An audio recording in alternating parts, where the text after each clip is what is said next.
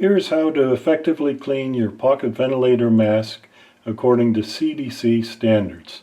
First, remove the one-way valve and filter. Place the mask in the warm, soapy solution.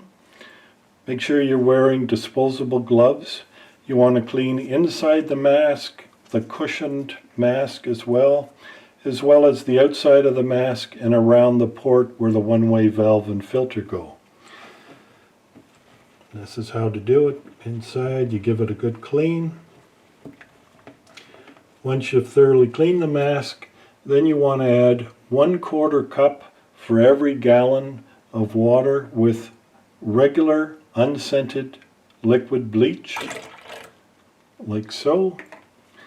You want to make sure that the mask is submerged in this solution and let it sit for 10 minutes.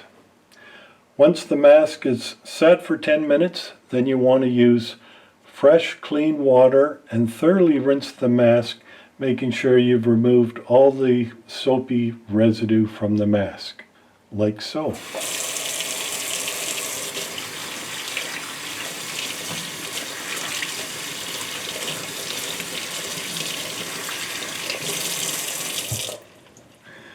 Shake off the excess water.